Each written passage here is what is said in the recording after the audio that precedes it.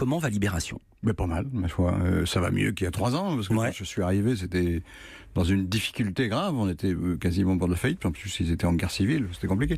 Donc il a fallu d'abord faire des économies, remettre les gens ensemble, quoi, pour les faire travailler ensemble. Avec Johan Hufnagel, on a fait ça, qui est resté pendant 2 ans et demi, je crois. Et puis maintenant, ça va mieux. Pourquoi ça va mieux? Parce que... Ça va mieux. Il y a eu un recul quand même de 12,15% par rapport à la même période il y a un an. Maintenant, là, ouais. Ça, c'est les chiffres de cette année. Ouais. Je ne commande pas tellement les chiffres de l'année en cours, c'est parce que j'attends la fin. Mais en 2017, par exemple, on a fait la meilleure progression, ou la deuxième meilleure progression des quotidiens pendant la campagne électorale. Porté par la présidentielle, bien sûr. Oui, mais les autres aussi sont portés. Donc si on est meilleur qu'eux, ça a une signification.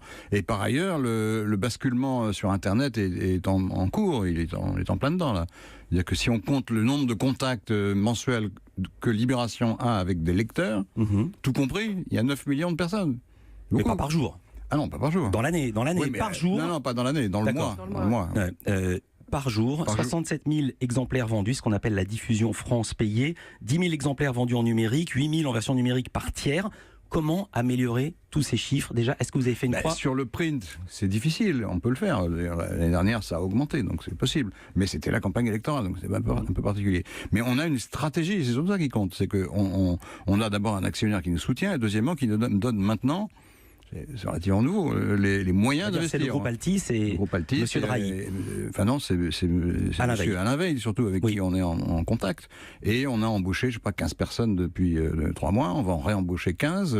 Et on a un projet comment dit-on, d'offres numériques payantes. C'est ça qui compte maintenant. Alors ça s'appelle... Parce qu'il y a eu une erreur tragique qui a été commise sous l'influence des gourous d'Internet, qui sont peut-être bons en technologie, mais qui sont nuls en économie. Ils nous ont expliqué qu'il fallait faire du truc gratuit, qu'il fallait faire gratuit.